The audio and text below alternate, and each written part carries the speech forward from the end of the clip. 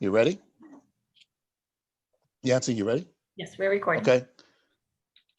I call this council meeting of December 22nd, 2020 to order at 7:31 p.m. Will everybody please rise for the pledges of allegiance? I pledge allegiance to the flag of the United States of America and to the republic for which it stands, one nation, under God, indivisible, with liberty and justice forever.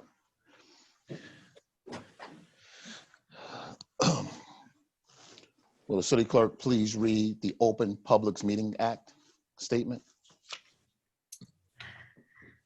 This meeting is called pursuant to the provisions of the Open Public Meetings Law. Notice of this meeting was included in a notice sent to the record on the Star Ledger and advertised in said newspapers on January 17, 2020, posted on the bulletin board in the municipal building, and has remained continuously posted as the required notices under the statute.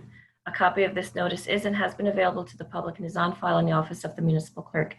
Please take notice and in accordance with the Open Public Meetings Act, NJSA 10:4-6, at Seek and Local Finance Notice 2020-21, new emergency regulations, remote public meetings held during a declared emergency, issued by the Local Finance Board on September 24, 2020, and NJAC 5:39-1, emergency remote meeting protocol for local public bodies establishing standard protocols.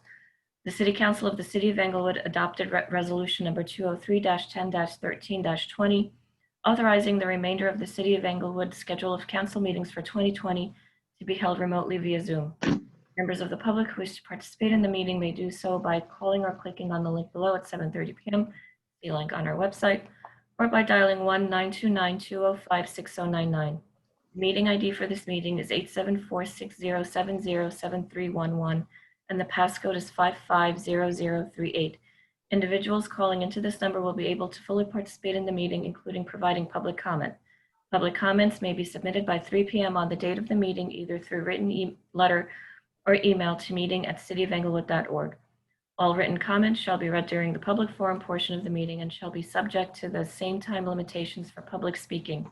Duplicative comments shall be noted for the record and summarized. The agenda for the meeting can be found on the city's website at www.cityofenglewood.org. A separate meeting will be used if closed session is required. Proper notice having been given, the municipal clerk is directed to include the statement in the minutes of this meeting. And the city clerk do the roll call, please. Councilman Cohen. Here. Councilwoman Glenn. Here. Councilman Hamer. Here. Councilwoman Rosenberg. Here. Council President Cobb. Here. Also present is Mayor Michael Wiles, City Attorney Bill Bailey, City Manager Sonia Alves Viveros, also Greg Fehrenbach and Jewel Thompson-Chin. So next we have special presentations. We have resolutions 250-12-2220 and 251-12-2220. We need a motion to approve and then a second. A motion to approve the resolutions and a second. So moved. I'll second it.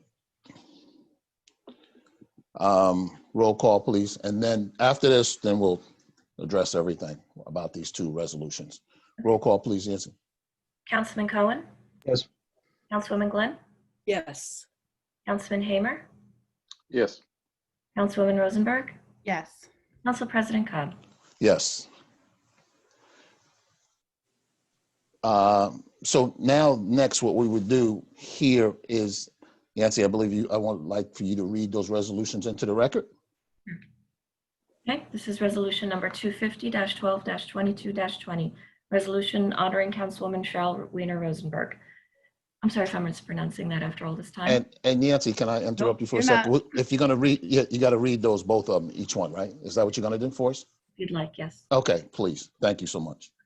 Whereas Cheryl Wiener Rosenberg has diligently, tirelessly, and proudly served the residents of the First Ward of the Englewood City Council as their elected representative to the City Council from 2018 to 2020, and whereas Cheryl Wiener Rosenberg has been a resident of Englewood since 2007 and chose to raise her 4 children here while becoming an active participant in the community. Whereas Cheryl Weiner Rosenberg is a graduate of the University of Pennsylvania and is currently the Senior Director of Marketing and Communications for a national nonprofit.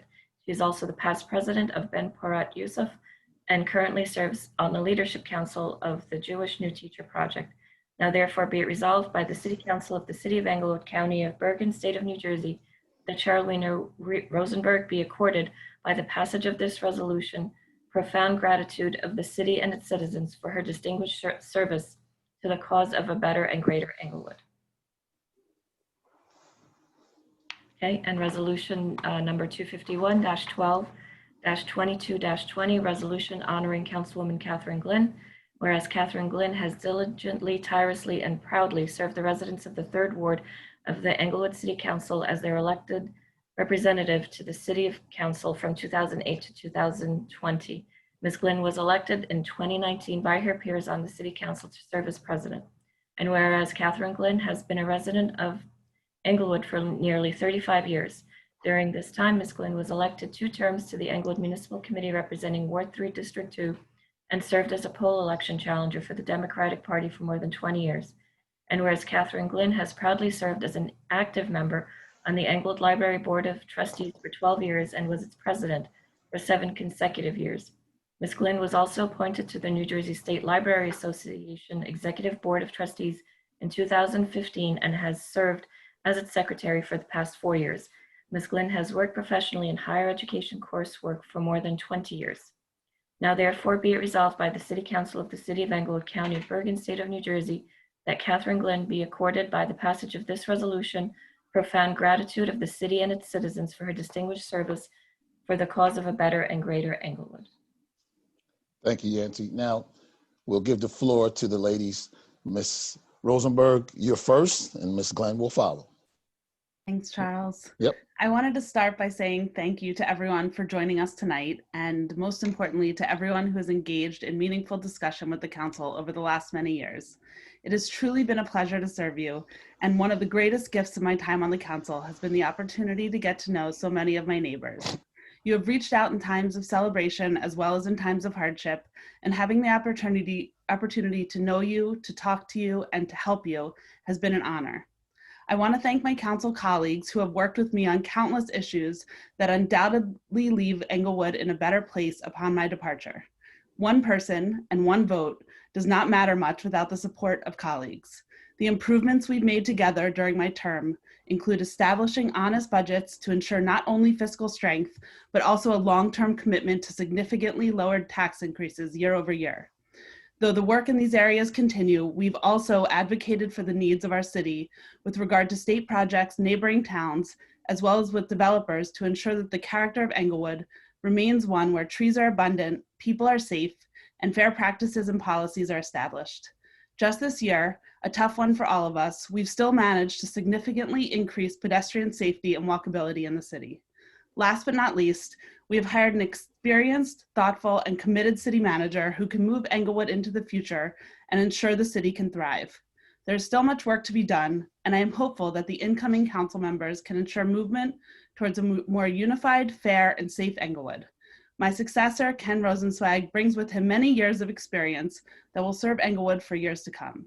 Thank you again for allowing me to serve you, and please keep in touch. I will always be happy to listen and help. Thank you, Councilwoman Rosenberg.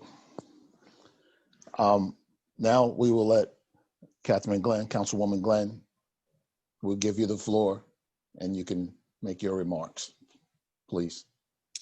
Thank you, Council President. Yep. First off, I just want to give my deepest thanks to the people of Englewood who elected me to represent them on the council. It is a cliche, but it's also very true that it was an amazing privilege to serve in that capacity. And the questions, conversations, and feedback that I received over my term were really amazing and have left an indelible impression on me. And I hope in my own way that I was able to address concerns that individual people had. I know some were and some were not, but we tried to work through them all together. And that, I think, is what government should be about, a partnership between the residents and the elected officials. I'd also like to thank the Englewood employees and professional staff for their dedication and service to the residents of Englewood. Your efforts are deeply appreciated. In particular, I would like to thank Yancy, Bill, Levi, Sonia, Jewel, and Greg for their guidance and support. My abiding wish is for the new council that is seated in January to make 2021 the year when each member works with one another and respects one another to solve the many challenges we face as a city. As Councilwoman Rosenberg noted, one vote does not make things happen, and it needs the concerted effort of each member of the council. And I know in the new council members coming in, including Judith Marin, that there is great potential to achieve the many things that are still left to do. Thanks to my colleagues for the 3 years that we've spent together. Thank you. Thank you. Thank both of you women for your service. Anybody want to speak now, or you want to hold your remarks until it's time for us to make our remarks? Okay, we'll move on to our next item, motion to approve minutes of previous meetings. So I need a motion and a second to approve resolution 252. These are regular meetings, October 29th, 2019, November 26th, 2019, workshop meetings, July 9th, 2019, December 10th, 2019, and special meetings, July 23rd, 2019, and November 26th, 2019. I need a motion to approve and a second. So moved. Second. Roll call, Yancy. Councilman Cohen, Yes. Councilwoman Glenn, Yes. Councilman Hamer, Vote yes. Councilwoman Rosenberg, Yes. Council President Cobb. I vote yes. I declare the motion carried and the minutes duly approved. Next, we have bills and claims. Resolution 253 in the amount of $1,241,783.42. I need a motion to approve and a second. So So moved. moved. I'll second Wayne. Okay. Any questions? Anybody have any questions? I do. So, Mr. Kaufman, I believe you're here. Yes. Okay. I saw that we had a return check with Millennium Strategies, and how does that happen? And I've heard that we've had a few checks recently, but I see this one on the bills and claims list. What's going on? Could you help me out here with that? Yeah, there's something new with the bank called Positive Pay, which every single check that we write out, we have to upload it to the bank's website. So sometimes there are some errors in the uploading, and then it's just working out the kinks to begin with. So some of them, there's duplicates. It writes it. It shows there's a different budget lines that show up, so it only looks at the check as less than it really is, so it sends it back. So we're working on the glitches, and we have to sign in every morning and answer each questionable check. So far, because this has happened in the past that we've had people forge the checks, we took the extra security of doing something called Positive Pay. So we're just working on it now with the bank, and there's some hiccups, but we're positive that it's going to work out. So, when you return a check, it's not being returned because we don't have the funds in the account. That's what you're telling me. Right. But how does that look to our vendors when we have that, number one? And number two, did we test this process? Because positive pays is a very old process. It's very old. And so I'm just wondering, did we test this through our systems to ensure that we wouldn't have these kinds of things happen? I just need to know or want to know. Yeah, we tested it out, but we really didn't have a choice. It was we had to go into it right away because that's the only way the bank would have allowed us to continue using their bank. We had to go right away. It really started in like October. That's when we started doing it. So there are a lot of checks coming back that we have to approve. So there's, here and there, there's a couple that actually slipped through the cracks, but we're working on fixing that. If the bank is working with you, that's what I'm saying. Yeah. They're being very good. They're helping you out. Yeah. They should never Yes. return the check. They know we got the money, so Yeah. they should Yeah. probably 100%. say, you're right. 100%. Yeah. It's nothing to do with the availability of our funds. Right. But it looks bad when our vendors get these checks and they return them, and then But they say, understand. We explain it to them, and they understand that? yeah. Okay. All right. If you say so. So I have another question, one more question for you, because Ms. Simon is not here. We have an invoice for the YWCA, right? And I guess the way the invoice lines up versus the way the dates are lined up on the bills and claims. The invoice is for August 15th and for September 15th. On the bills and claims, it says July 20th to the 31st, and then it says August and September, but I guess my question is, and they both for the exact same amount. So I guess $70,777.50. So that means we have it's the exact amount for both months, right down to the penny. Yeah. We paid half the contract.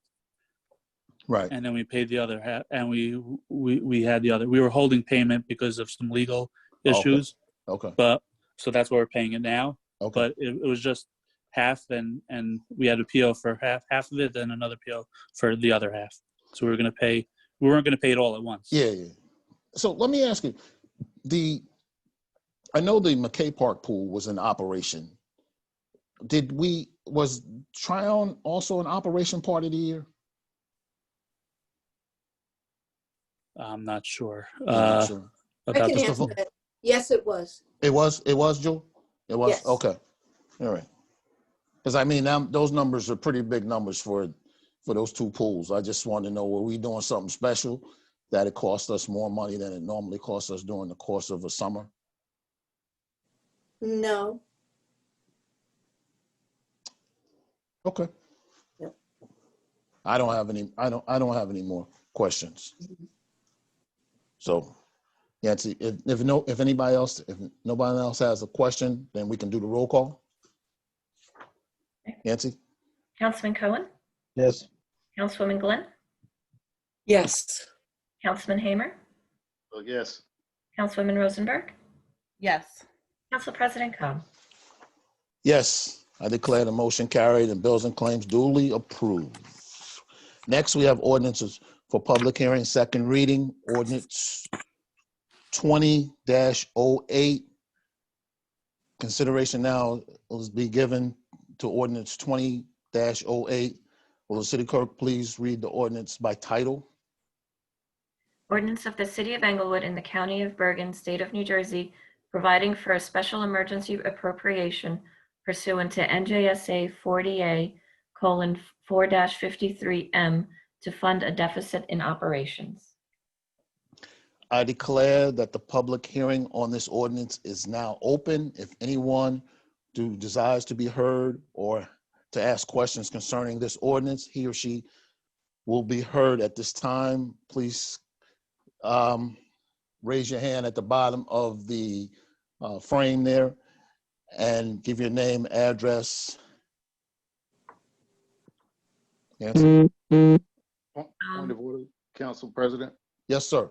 Would you ask the CFO to explain in English what's coming through with this ordinance and what it does for us, and Sure. summarize it? Mr. Kaufman?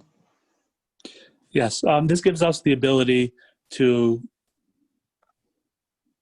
borrow money if we have to cover the deficit. If we have a deficit in the budget, we'll find out that more in January when I complete the financials for the city.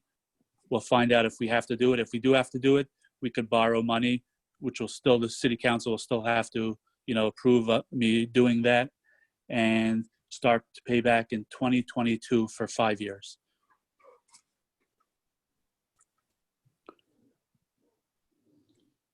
Anyone else have any questions on the board? Just a comment. I just think it's Yes, ma'am. important for the public to know that we're not looking at an anticipated deficit or possibility based on normal operations, but this is specifically based on the fact that the city and all cities incurred additional costs this year due to the COVID-19 health emergency. Thank you. Yancy, do we have anyone from the public? No, just a reminder to the members of the public, if you wish to make a comment at the bottom of the screen, there's the More button, press on that. There's a raise hand feature, press on that, and then you will be placed into queue to speak. All right. So no comments. Okay. I will close this public hearing. We need a motion and a second. So moved. Second. Roll call, please. Councilman Cohen, Yes. Councilwoman Glenn, Yes. Councilman Hamer, Yes. Councilwoman Rosenberg, Yes. Council President Cobb. Yes, I declare the motion carried and this ordinance duly adopted, and that this ordinance be published once by title only in the record. Considerations, ordinance 2009. Consideration will now be given to ordinance 2009. Will the city clerk please read the ordinance by title? An ordinance amending 56-1 pertaining to post-retirement benefits for the positions of the chief and deputy chief of the City of Englewood Police Department. Mr. Bailey, Yes, you want to sir. give us some background on that? Yes, what this ordinance does is codifies the city's policy with respect to what sick leave benefits the future prospective deputy chief and police chief would be entitled to. Essentially, what it does is it recognizes that they will be entitled to certain accrued sick leave for their service as a patrolman through captain. Those are covered by the collective bargaining agreement, and that's presently capped at 150 days. That's subject to the agreement between the city and the police for those titles. The deputy chief and chief, though, are not covered by that. So what this does is clarifies that they cannot accrue any more sick leave time beyond what they were entitled to under the CBA when they were serving as a patrolman through captain. In other words, once you're in deputy chief or chief position, you can't accrue more time. Okay, Just codifies that. thank you. I declare the public hearing on this ordinance is now open. If there's anyone who desires to be heard or to ask a question concerning this ordinance, he or she will be heard at this time. Please come forward, click at the bottom of your screen to raise your hand and give your name and your address. No one's raising their hand. Mr. Cobb, if I may, just one comment on this. Just, you should close the public hearing. No, I have to close the public hearing first. Yeah. I will now close the public hearing. Yes, Mayor. Thank you. So we've discovered this as the deputy chief retired, and there's an ordinance now.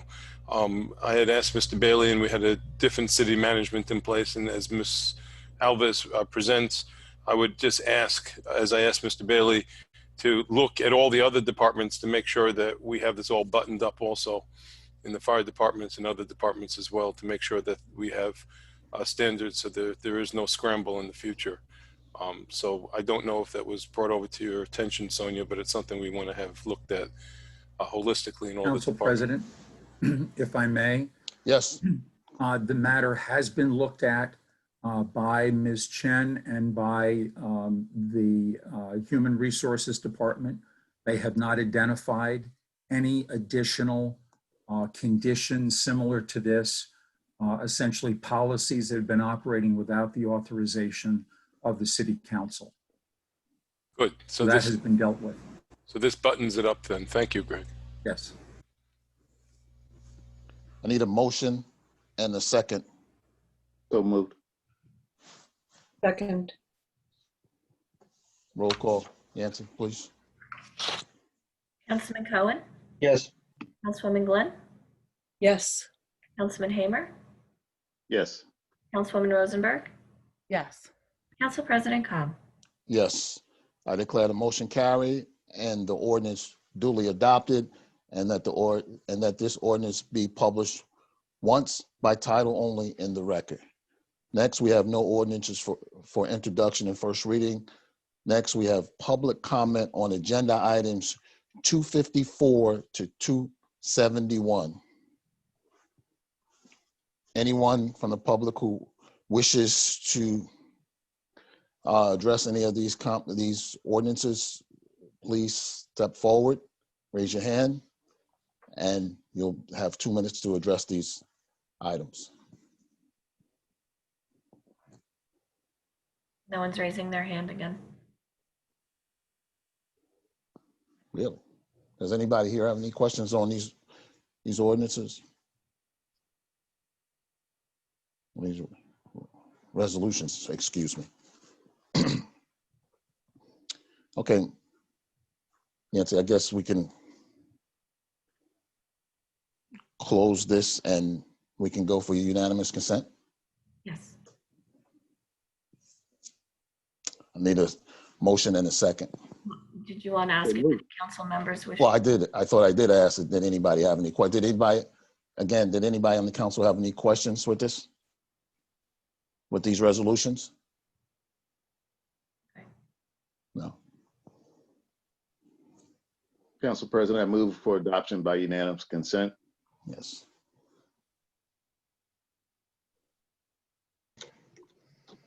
Nancy, roll call? Second. Oh, did someone second it? I didn't hear. Yes, Ms. Rosenberg seconded. She second. Mhm. Okay. Roll call? Councilman Cohen, Yes. Councilwoman Glenn, Yes. Councilman Hamer, Well, yes. Councilwoman Rosenberg, Yes. Council President Cobb. I vote yes. I declare the motion carried and the resolution is duly adopted. Items for discussion, we have the Jones Road Route 4 Bridge Replacement Project. I've asked Mr. Volsi to come tonight because I want to make sure that the engineer opines on all the traffic and the noise that we've been hearing around this subject. So Mr. Volsi could give us his professional views and what he knows about this particular project. Mr. Volsi, the floor is yours. How's everyone doing? Good. Just as many of you, are aware by now, DOT is proposing to replace the Jones Road Bridge over Route 4. And the replacement is essentially due to three main reasons. There are structural deficiencies with the existing bridge. They're adding a third lane to the westbound traffic on Route 4. And they are raising the bridge to accommodate for some of the existing underclearance issues that they're having with the bridge. There's other improvements that are going to happen as well. There's lighting improvements. There's some bus stops on Route 4 that they're going to improve on. There's some sidewalk and pathways that they're going to improve on. But essentially, the three items, the structural deficiencies, the westbound lane to Route 4, and the underclearance are the main issues that the project is going to undertake. Now, our office has been in contact with DOT a number of times regarding this project, and the design is essentially pretty much finalized. Now, as part of this project, DOT requires to take not only some Green Acre property, but some city-owned property as well. And in doing so, there's some Green Acres guidelines for land disturbance and replanting that they have to meet. The assessment process has already been completed as far as what's required in terms of landscaping, and it's valued at, if you recall, about $400,000. It's actually a little bit more than that. And the city, we actually opted already to swap an existing open space with Green Acres as compensation for the landscaping and the planting requirement for the DOT project. In terms of what that means is essentially we'll get the $400,000 free and clear to do with it as we see fit for the city. Otherwise, that money would actually go towards the landscaping for the project. Currently, we're in the process of submitting, and I shouldn't say that, we've actually submitted our minor diversion pre-application to DEP, and we're waiting for their approval so we can move forward with the public hearing and the final application process. We've also engaged a surveying firm already to complete the official survey of the replacement land for DEP and Green Acre requirements. In the near future, probably in a few weeks or so, probably expecting to have public notices go out, set up a public meeting regarding the project. The project itself is probably going to start in late 2021 or the beginning of 2022. Again, with the pandemic, everything is getting pushed back a little bit. But the project as a whole is scheduled to take on 2 years. Right now, I've spoken to some of the DOT members and also with Green Acres. The 2 years was a guideline that was set, pre-COVID. Again, that could change with things happening. Hopefully, we're at the tail end of the COVID issue. But the 2 years is not a firm guideline. It may be a little bit more than that. The one thing that we've been truly firm with DOT about is making sure that access to the bridge remains open as much as possible during the construction. So right now, they've pretty much assured us that during the 2-year span, they're gonna need there's some part of the construction that requires that the bridge be totally cut off. And those times are gonna be basically 3 1-week period, 3 or 4 1-week period that the bridge will probably be totally shut down. But otherwise, the residents will have access to use the bridge during the construction. I know the DOT has put out some articles and some videos regarding the project. And I mean, they're entitled to do that. It is their project after all. What we're here to do as much as possible is to ensure that all the Green Acres and the DEP guidelines are met in a way that's beneficial, not only to the city, but to the residents. And to make sure that the residents are impacted as least as possible during this project. Mr. Volsi? Yes. Can I ask you a question? The weeks when that bridge will be closed completely, do you know which way the traffic will be diverted, or are you a part of that? Are you going to work with Chief Suffren as well to make sure that it has the least amount of impact on the residential streets and how it's funneled throughout the city? Exactly. That is what we are working on in terms of, traffic disturbance, traffic patterns, what's going to be established, what's going to be easiest for the residents. That is something that we'll be working on, not only with obviously the police department, but with DOT, the traffic division there, to ensure that, again, that the residents are impacted as least as possible during the process. And that's why we push so hard in keeping the bridge open while the project was taking place. So that is something we're definitely looking to ensure as much as possible. And when that time comes, the residents will be given ample notice so they didn't know what's going on. And we'll be working with the police department. There'll be clear guidelines in terms of detours, et cetera. So that'll all be in place. Yeah, hopefully we'll announce them way in advance so people don't, we don't have a whole lot of traffic noise on Facebook and other social media things getting people worked up. So we Sure. get that out there in advance Yep. and manage that traffic in advance. I think that would be a great thing for us to do. That is something that we're definitely working on. Okay. And for the residents as a whole, or anybody, I mean, Hmm. if you want more details about the project, I mean, we had the DOT video on our webpage, on the city webpage. So if anyone's interested in looking at the video, getting more details in terms of the bridge aspect itself, it is something that they are definitely able to do. Any questions regarding it? I mean, there's DOT is probably, since it is their projects, we have contact personnel, but if there's any quick questions, the residents can absolutely feel free to call our office, and we can direct them to the right personnel or answer any simple questions that they have regarding the project. Anybody have any questions for Mr. Volsi? I have one. Mr. Volsi, you mentioned that there should be I guess a dog and pony show coming up pretty soon from DOT to explain what it is, the scope of the project and timelines and what have you.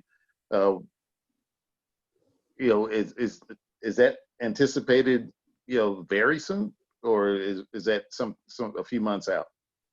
That is something where there are two things that are going to happen. DOT has a video out regarding the bridge replacement aspect of the project itself. And again, a copy of that is on our webpage. We also have to put sort of a meeting together from the city standpoint in terms of our responsibilities regarding that project. And that's more entitled towards the DEP and the Green Acre aspect of the project. And that's something that we'll be putting together. They're both tied together. They're both going to discuss the project, but we're coming at it at a little different vantage point than the DOT will. The DOT is strictly dealing with the bridge construction itself. We'll be dealing with the bridge construction, but it's more towards our application with DEP and Green Acres. But again, a lot of the information is going to overlap. But that's going to happen fairly soon. I'm right now I'm anticipating in the next 2-3 weeks or a month or so, we should have something together. Okay. All right, good. Just one last question relative to the bridge replacement. Is this going to be a new construction or a prefab situation where they bring in the bridge like they've done in many other places around the country? It's gonna be a little bit of both. It's a lot easier to bring segments in and drop them off. So that's gonna be an aspect of the bridge that's gonna be prefab and just dropped into place. And there's some aspect that they're gonna have to do on site. So it's gonna be a combination of the two modes of construction. Okay, thank you. Anybody else have any questions for Mr. Volsi? Mr. Volsi, thank you for your time. No problem. All right, so we have communications from the mayor and council members, but before we get started, Ms. Glenn and Ms. Rosenberg, I think you spoke for tonight, not unless you want to get back in line and speak some more. I'm good. Thanks, Charles. You're good, Catherine? I'm good. I've You're said good. my I just wanted to make sure, because if you wanted to speak some more, I'd let you all go first so you could get it all off your chest. So we'll let the mayor go now, and then Mr. Cohen and Mr. Hamer, and then myself. Thank you, Mr. President, and good evening, everybody. Welcome to Sonia Alves Viverios, our new city manager. Talk about trial by fire and one heck of a week that you had. I'm hearing wonderful things already about decisions, and I want to thank you personally for being out there in the middle of a storm and taking on the most daunting tasks from day one. We wish you a robust career and welcome to the city of Englewood. I also bid farewell to Councilwomen Rosenberg and Glynn. A privilege to work with you, to agree, to disagree. And truth be told, I hope that you'll continue to serve, want to serve, and make recommendations and participate in the process. It was a robust presence to have both of you, and I will miss you. And although we aren't saying goodbye properly, I hope that there'll be an opportunity when we all assemble to honor you with plaques and everything else like that too. You're being returned to beautiful families. We wish you much health and success and professional success as well. And thank you for your stewardship in the city in a very difficult time. To the rest of the city, just some updates. I spoke with Liz Corsini this afternoon after Mr. Dan Torcayer reached out to me that he wanted to make a robust contribution to residents in the community. He purchased $5,000 worth of ShopRite gift cards. I spoke with the ownership there and facilitated it. And Liz will start distributing it as needed to people who need diapers, food. Again, the Bergen Family Center is the best resource for this to be expended. Please reach out to Liz if you are in need. And any of the council members that have residents should feel free to turn to her as well. The Thanksgiving giveaway tradition continued at 111 West Street. We had the privilege again of having ShopRite give $10 gift cards, and residents and others who helped us put that together. I want to thank Englewood's Bravest for the 4-alarm fire at Banker Street gas explosion on December 2nd. We welcomed also the Christmas tree lighting and the holiday season on December 6th. And on December 7th, we had a robust panel. I want to thank Jules Thompson-Shin.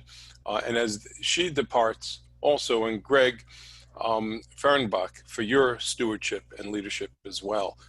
You took the city through very delicate times. You were not interim management. You were really substantive, and you hit some very significant strides on your watch. And thank you, Jewel, for leaving us with a notion of how you received that experience and joined us on that evening. Merle Simmons, Recreation Director, and our boy wonder, the Health Director, Jim Fedorko, who also joined us. We plan on having another event very soon where we're going to be focusing on nonprofits and leadership in that arena. And we're hoping that this will be a good inventory for young people and people who are trying to make career changes, city management, recreation, health, and otherwise. So stay tuned as that rolls out. Thank you, Diane Jensen and Sam Griffith, for helping us with that. Congratulations to the Women's Club of Englewood, 125 years old. We also had a menorah lighting on December 10th, a groundbreaking at the former Mitchell Simon property. And I want to thank my wife, our First Lady, for helping with a little campaign to help people shop downtown. We have to make sure that we step forward for our restaurateurs and local retail as we fill vacancies and try to help them through a very difficult time. Congratulations also to our Fire Captain Joe Sorbonelli, who I reappointed as our Municipal Emergency Management Coordinator, a gentleman of the First Order who has kept us safe from PPE to everything else. He is held in high esteem, and I couldn't think of anybody else, and the council concurred. Upcoming board vacancies, please reach out to the council and to me, Planning Board, Board of Adjustment, Environmental Commission, Library Board, the other boards that the council appoints if they're residents. I'm conducting Zooms and interviews, and I'd like to give a chance to new talent, and for those that want to continue to serve, I urge people to continue as well. Thank you to our governor for supporting economic recovery, tax incentive reform legislation, and other initiatives that came out earlier in the week.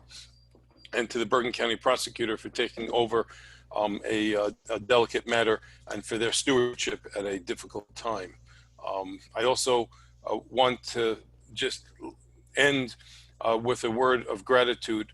Our county executive had a robust meeting today for city managers and mayors throughout Bergen County.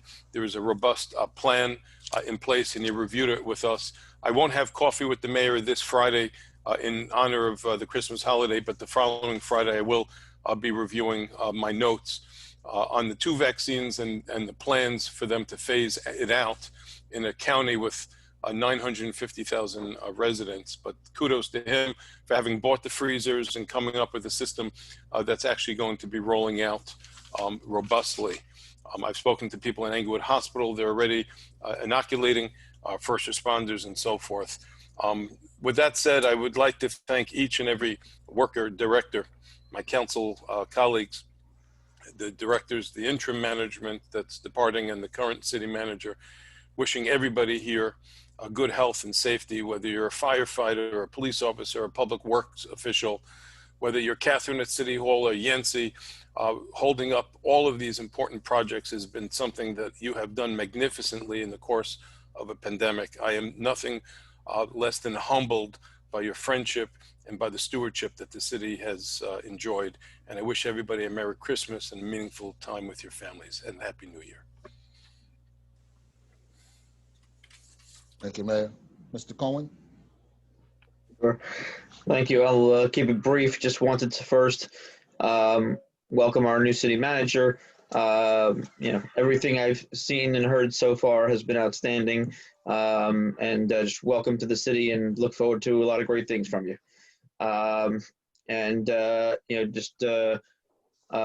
Also just wanted to thank our DPW. I don't think I've ever had a snowstorm in all my years in Englewood on the council where I've gotten less complaints than this year. So obviously they're doing something right. So just want to offer my congratulations and and commend them for their efforts in that regard. Want to offer a farewell to all of the members of the council and administration who this is their last meeting, and thank them for their work and their efforts on behalf of the city. Have a happy holidays, everybody. Thank you. Councilman Hamer? Just want to join the chorus and congratulate Cheryl and Catherine as they move on to retirement from city council life, and Jewel and Greg in part because you're slowly transitioning away from us. And congrats to Sonia as she joins us. We've been through a tough year. There's no question about it. And if we could, I think most of us would love to forget 2020 and look forward to 2021. The fact that Pfizer and Moderna have come out with their vaccines is welcome news. But with that, Operation Warp Speed can't get those vaccines out and distributed fast enough. The mayor alluded to the fact that we've got nearly 1 million people in Bergen County. And whatever that small number of vaccines is that has come our way is just a drop in the bucket.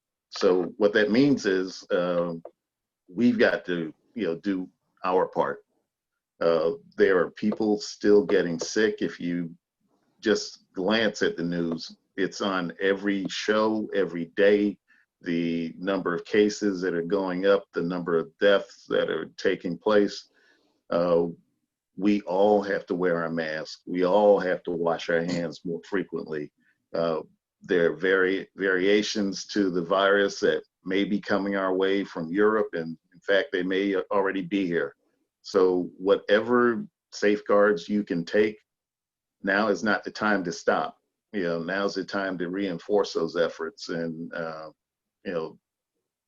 it strikes. It strikes, and it strikes close to home. There are people that many of us know that are experiencing the pandemic in really grotesque ways. So whatever it is you can do to stop this virus, we all need to do it. And there's another thing that I wish that everybody would do, and that is there's a challenge to mental health that's come our way, that's come along with the pandemic. So whomever it is, whether it's a family member or a friend, or someone on your block, a neighbor, if they're in an isolated situation, reach out, say hello, speak to them, listen to them, and to the extent you can, watch for signs. These are stressful times on adults as well as young people. So, be it whatever you can do to help the cause is what's needed right now until we get past this. And 2021 hopefully will be an opportunity for us to think about new ways to have the things that we like about Englewood, the things we need about Englewood. And it's going to be an important time, and we'll need everybody to make this work. So the last note, next to last note, is last night an event took place that last happened 800 years ago. So you may have seen in the news that the Christmas star has appeared in the, I think it's the western and southern skies. And science calls it the Great Conjunction, but it's the first time in 400 years, actually, when the two planets kind of aligned and, are visible. The last time 400 years ago, apparently it took place in the daytime, so it wasn't as visible, but 800 years ago is when it was last very visible to our skies. So for the next couple of days, if you get an opportunity and the cloud cover permits, take a look at the skies and go online and see. You can see some of the images from a number of different websites, but go online and take a look at what you're looking for, and go out and see something that generations will never get a chance to see again.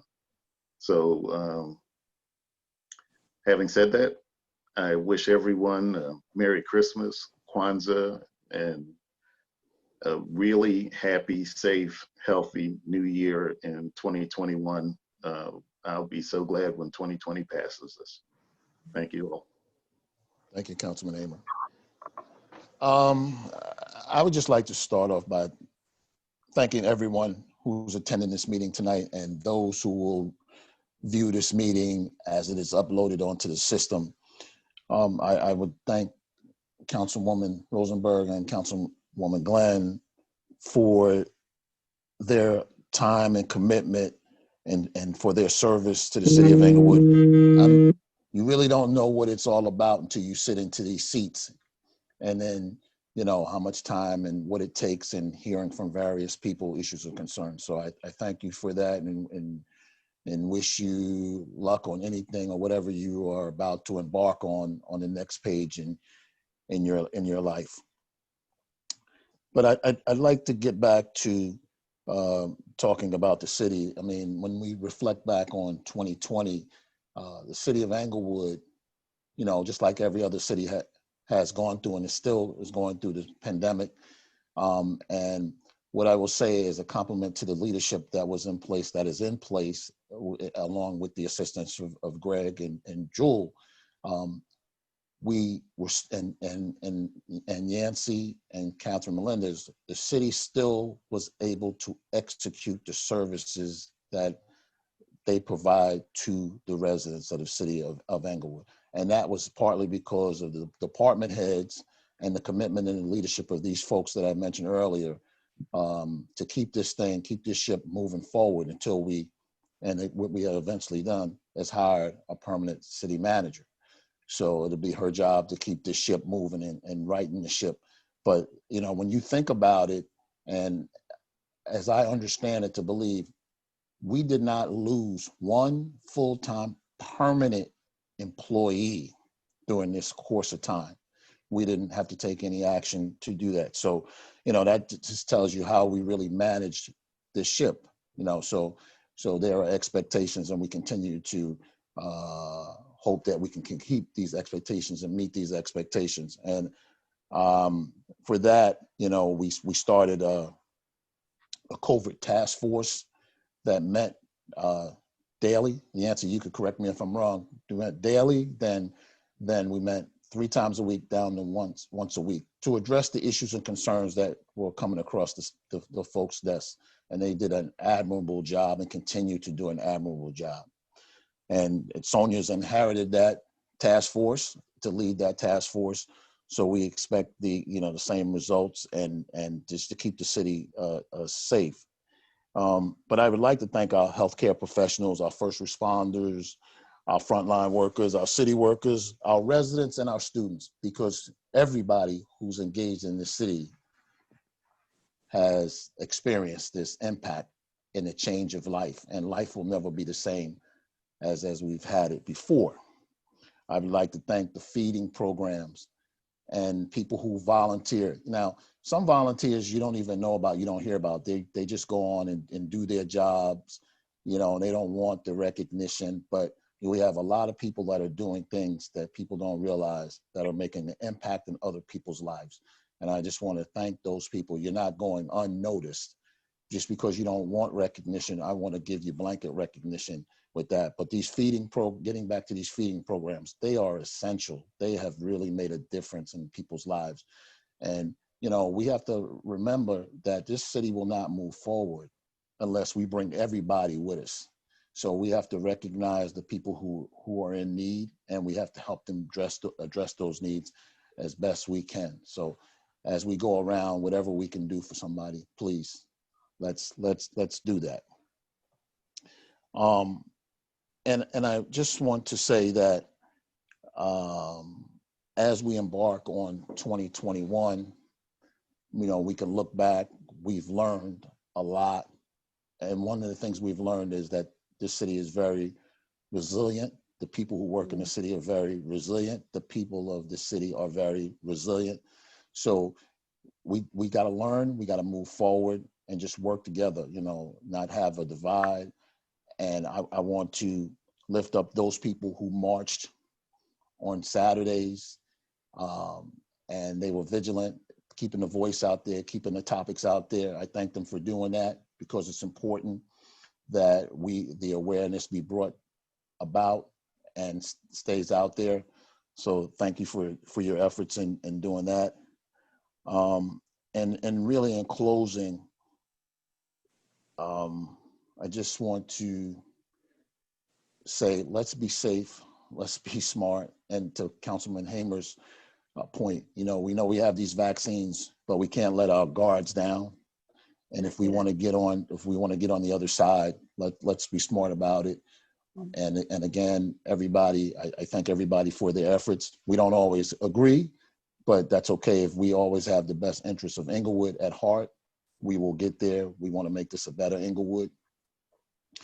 And I think one of the things that we have to do is make sure that we are listening to the residents and then addressing their needs and completely addressing their needs, because there are a lot of needs out there, and whatever resources that are available for people, we need to make sure that they get that information to them so they can take advantage of these resources.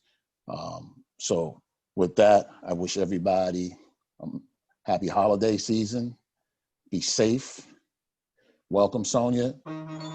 And I would like to, before I finish, I want Jewel and Greg, if you would like to address us before Sonia does, please do. And thank you so much for your efforts. Thank you. Greg? Jewel, why don't you begin? I'll be very brief, but I just want to thank you. I've been the recipient of a lot of compliments and thank yous for the work that we accomplished here and the relationships that were established with all of the staff and with all of the even the outside professionals that work on behalf of Englewood. But I could not have done it without the cooperation and support of all of these individuals. And I think it's been noted that, you know, while we were always temporary in character, our commitment was full on, and we were fully engaged, and we took this whole effort very, very seriously.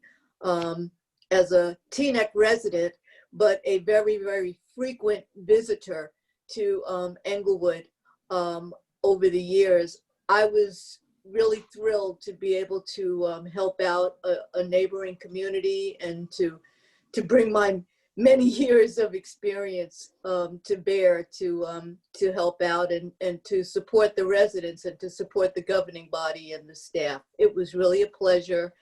I feel like I've made some solid relationships, and considering that I'm supposedly retired, I feel as though in many ways I've actually started a whole new career, and it's been wonderful.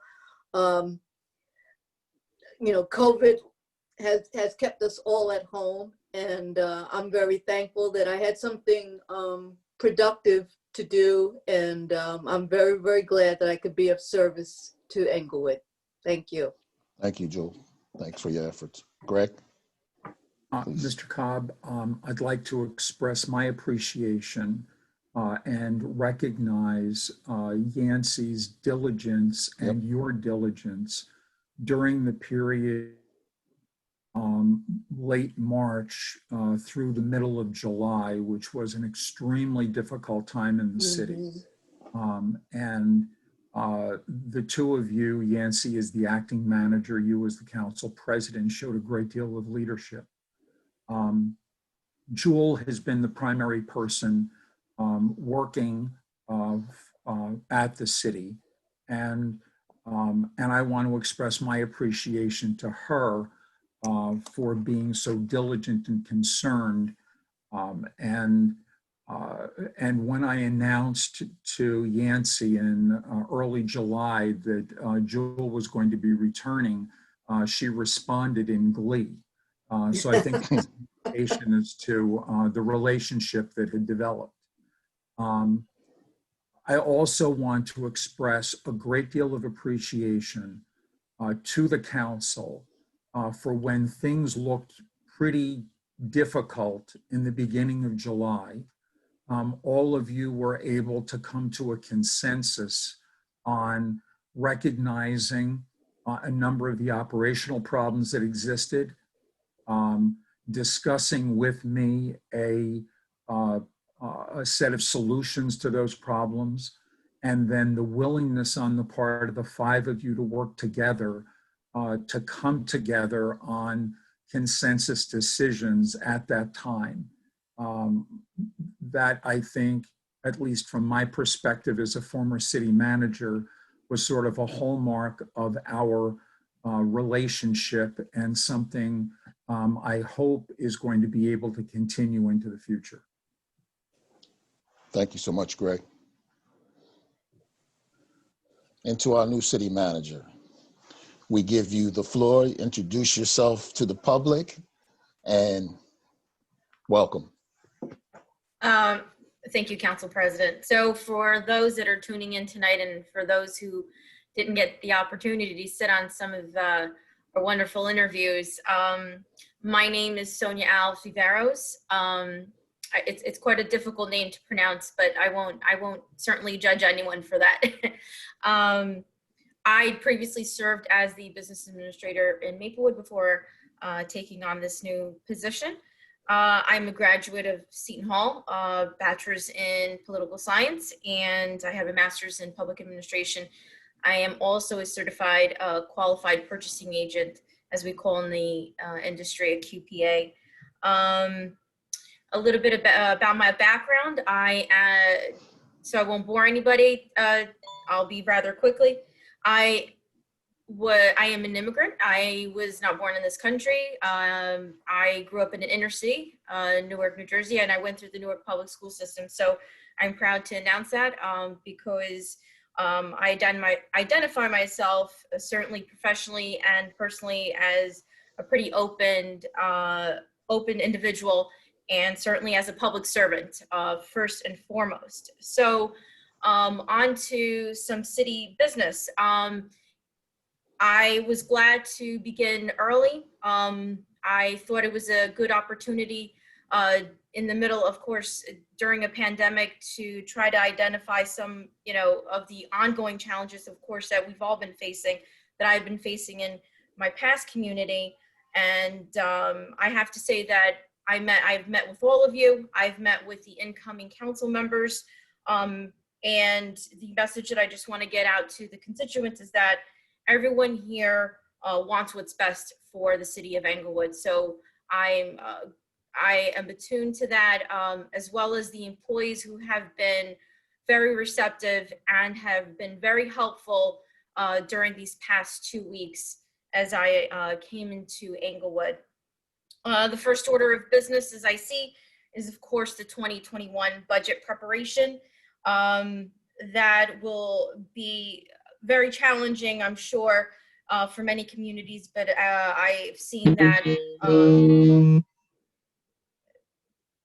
that I've seen that during, at least during the last 2 weeks, that everybody has been pretty diligent in trying to address some of those revenue shortfalls and long-term planning, of course.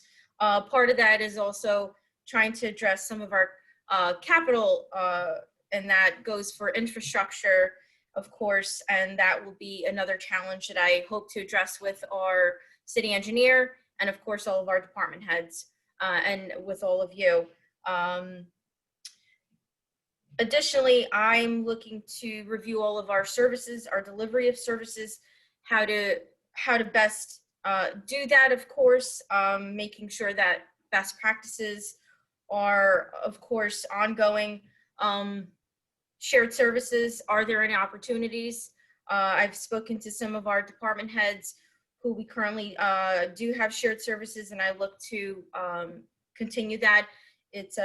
It's not only being a good neighbor, but it's a fiscal responsibility that we all have, generally speaking, in our state. One of the other challenges that I do see, and I hope to accomplish, at least in the first year, is revisioning our communication strategy to retain transparency. Part of that is reviewing and redeveloping our website. And of course, last but not least, continue to address the COVID and any ongoing issues that we're all facing. And part of that now is the vaccine and any sort of, as Council President said, there are many food insecurities. And of course, with that coming in, a lot of social justice issues that I think that as a community we need to move and try to look past as, of course, public servants. So I hope that that I could be of assistance, of course, and that through services that we can accomplish as much as possible for the city of Englewood. So I thank you all for the opportunity, and I really do look forward to working with everyone here. Welcome. Thank you. Okay, so now we're going to move to our public session. If anybody would like to speak, name, address, you have 2 minutes. Go to the bottom of the pane and you will be recognized. Okay. There are 2 people already in queue. Reverend Harper, the first one.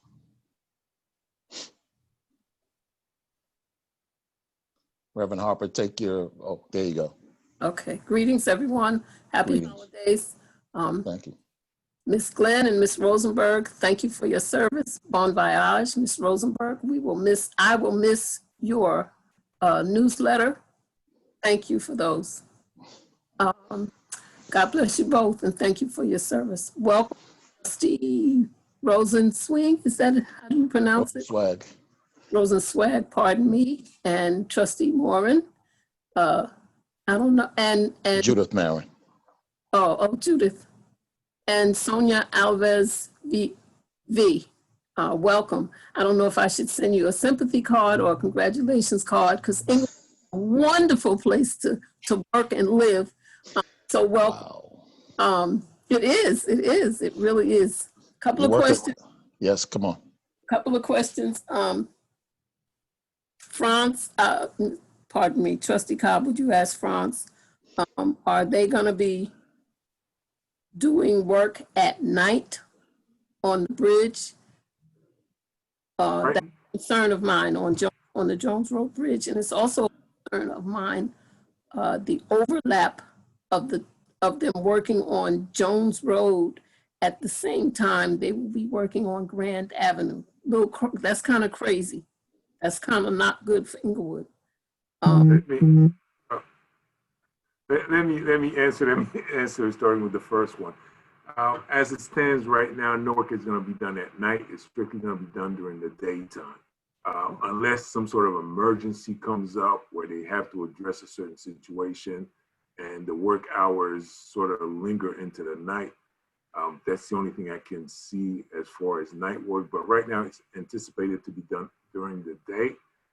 In terms of Grand Avenue, that is something that we've notified DOT and everyone regarding our concerns about that. Right now, the Grand Avenue project, there's no set time yet as to when it's going to start. Again, COVID has sort of delayed everything.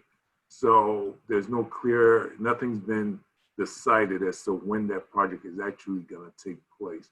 So I don't anticipate it overlapping the Jones Road project. All right, thank you very much. I need some clarification, Trustee Cobb. When the Board of Adjustment and the Planning Board make decisions, are they final, or does the City Council have the right to change it or to change it? I'm gonna let Mr. Bailey answer that question. Okay, wait, there's a second part to that. Whenever the prosecutor office meets with the mayor or the city council or the city manager, is it correct that someone from the city council should be there as well? That's a question. Well, let Mr. Bailey answer your first question. Okay. And then I'll come back. I'll answer your next question. Okay. Yeah, Reverend Dr. Harper, in terms of how it works with the Planning and Zoning Board, the governing body does not have the right to review their decisions. If someone's not happy with their decisions, they actually appeal that to the Superior Court in Hackensack. So when the Board of Adjustment and the Planning Board makes a decision, if a citizen is not happy with that decision, we have to go to Hackensack? Yes, you have to file a appeal to the Superior Court in Hackensack. That's pretty much state law. Mr. Bailey, so you're saying that an individual, let me understand it. So if an individual's not happy with something that's been voted on in those two bodies, they can't come in front of us to look at it. They have to go directly to Hackensack. Is that what you're saying? That's correct. You have the right to object during the hearings before the Planning and Zoning Board, but once a final decision is issued, you have 45 days to challenge that decision in court if you're not happy with it or think it's incorrect. That's pretty much statewide under state law. So the city council can't make any adjustments to their decisions? That's correct. They are autonomous bodies. They have their own attorneys, their own professionals. You have to go to court. Those are two very powerful boards then. All right, so my next question is, go ahead, Mr. Go ahead, because if I understood what you were saying, and you could say this again, you were asking something about regarding the prosecutor and the mayor and the city council. Is that what you were saying? Okay, so when the prosecutor, if it should ever happen that the prosecutor meets with the mayor and the city manager, is etiquette that somebody from the city council should be there as well? Well, Mr. Bailey, you can answer that. I have my own opinion with that. But from a legal standpoint, you can answer that question from a legal standpoint. From a legal standpoint, it's up to the prosecutor who they want to meet with. Englewood has a very unique form of government, however. Right. Under the charter, actually, the city manager is the quote appropriate authority, which is a term of art. So typically, it would be the city manager would be the first person to be contacted, or sometimes they will contact the attorney first. But it's up to the prosecutor to decide as to who they would like at the meeting. Okay. All right. But however, ultimately, if the city council if there's any action to be taken, it has to, I believe, and Mr. Bailey could correct me, that the city council, if they have to vote on anything, then that changes the game, because the city council is the ultimate government for this form of government, right? That's correct. We have what's called a council manager form of government, which was established pursuant to the 1978 city charter, which is very unique. It's a unique piece of legislation, actually, that was approved by the state legislature back in 1978. So the city of Englewood's form of government is very much unlike what you typically see in other municipalities, where we have, like I said, a council manager form of government. That's essentially the protocol. Oh, okay. Thank you very much. Thank you for those questions, Ms. Hopper. That's a lot to chew on, but thank you. Yeah, Holidays, it everyone. is. God bless you all. Thank Happy you. holidays. Yancy, next person, please.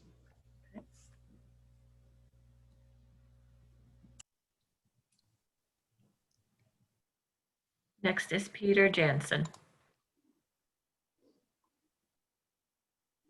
Good evening, City Council. First off, I'd like to thank Pete Jansen, 589 Ridgeland Terrace. I'd like to thank Catherine and Cheryl for your years of service. The city thanks you and I thank you. I want to jump to the Jones Road Bridge. In previous meetings, I've mentioned that road repair is needed on Kenwood, on Overlook, intersection of Jones and Overlook. And the reason I bring that up again is because traffic is kind of like a fluid. It kind of moves around. It's like water. You try and hold it back, it's going to find a way around. You try and hold that way back, it finds a way around that. It just keeps coming. So we got to deal with the traffic in a way that if it does flow to roads, we can be best off by having them be in good shape. So I would like Franz, if possible, to try and move those projects up to be completed prior to this construction on Jones Road. Second, the possible problem in relationship with the Grand Avenue Bridge project. You take one bridge out of commission for 1 week or 4 different times, 4 different weeks in a year. Odds are that the Grand Ave project is going to have, some restrictions or some diversions as well. And how are they going to be coordinated? We only have 4 roads that get us through Route 4, right? Route 4 is a state highway. So those 4 roads are Dean, Grand, Broad, and Jones. 2 of those could be out of commission. So how are we going to manage getting all the traffic onto those 2 other roads? And one of them, Dean, is part of it's one way. So I think the state needs to do some kind of managed study of how these 2 projects are interrelated. Because right now, the state has told us September 22 is the beginning for the Grand Avenue project. That's what they published. They either need to, clarify that or work out a way to do both projects at the same time after having done the study. Thank you. Yes. Next is Diane Jensen. Oops, sorry. Hi, Diane Jansen, 589 Richland Terrace. First, I'd like to say thank you to Catherine Glenn, especially for the year in which she was the council president. It was a tough year. It was a boisterous year, and you were extremely professional, and the police never had to be called in. And I thank you for that, and I'm sure all the other residents do too. Thank you, Cheryl, for your service also. And I really enjoyed working with Jewel. And Yancy, you were great. So, and I'm so glad you're here still. And welcome to our new city manager, Sonia Alves. Is that close? No. Okay, thank you for the thumbs up. Okay, so I do want you to know that in our area, I was disseminating the information about the Jones Road Bridge overpass. People did not know about it, and that's a communication problem. And if it happens that they find out through emails or on the internet, so be it. But I'm encouraged by our new city manager's priority to work on communication. That's number one. Number two, we didn't have some traffic advisory committee meetings where this project could have been announced so that maybe people could have come, announced in the fall that it was coming up more, and that people could come in December with some of their comments, what they'd like to see the city do. And now they're going to be giving input. But thank you, Franz, for ensuring us that we will have a time where we now will do it. It's just after the fact. Sometimes you have to be proactive rather than reactive. And I'm not saying this of you yourself. I'm talking about the city as a whole. And those are my comments. Oh, lastly, I should say that I did attend, I'm a member of the Age-Friendly Englewood Advisory Committee, and people there were not aware of either of the Grand Avenue or the Jones Road projects, and they were very concerned about pedestrian safety and also traffic safety. And they didn't have such great things to say about the city in terms of when they've brought complaints to the city prior. So, I share that with you, and it's not to be, negative. It's just so that we can move forward in a very positive way. Thank you. Yancy. Okay, next is Lisa Wasatsky. Hi, good evening. Lisa Wasatsky, Hutchinson Road. First off, I want to welcome the new city manager, Sonia. Welcome to Englewood. It's so nice to see you. So glad that you're here. I would like to congratulate Catherine Glynn and Cheryl Rosenberg. Catherine, I applaud you for your dedication and your commitment to the city of Englewood. First, when you served on the library board for many years and did an amazing job, and of course serving on the council and serving as council president for a year. And Cheryl, what can I say? Your presence in Englewood was surely felt. You got involved in lots of important issues in the city, most recently with food insecurity. A lot of the work that you did was behind the scenes.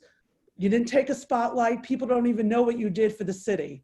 So I thank you for what you did.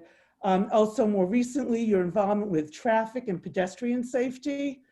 Thank you, Cheryl. Additionally, you've really been available to all the residents. Phone call, people could email you, they could text you, they could call you.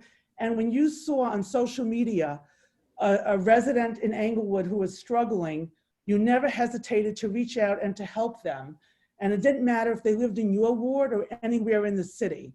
And because of all the above, you've earned the respect of residents from throughout the entire city, and you've earned the respect of legislators outside of Englewood. So to Catherine Glynn and to Cheryl Rosenberg, pandemic style, we celebrate you tonight. Congratulations. Oh, and last off, I want to wish everybody happy holidays and a happy new year. And I look forward to a better 2021 and seeing everybody in January. Yancy.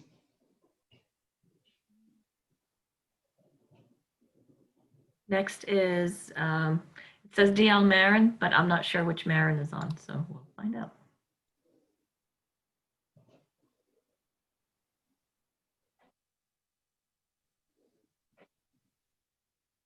Can you hear me, Yancy? Yes, so it's Miss Judy Marin. Okay, thank you. Sorry about that. Judy Marin, 237 West Hudson Avenue. First, I'd like to thank all of you for your service as we come to the end of this horrendous year. I'm very happy to see the end. I want to thank Cheryl Rosenberg, and in particular Catherine Glynn, who represents the Third Ward and is appreciated for her intelligence and insight and caring. And Catherine, you will be missed. I'll do my best to fill your shoes, but I want to thank you very, very much for all of us here in the Third Ward. We'll miss you.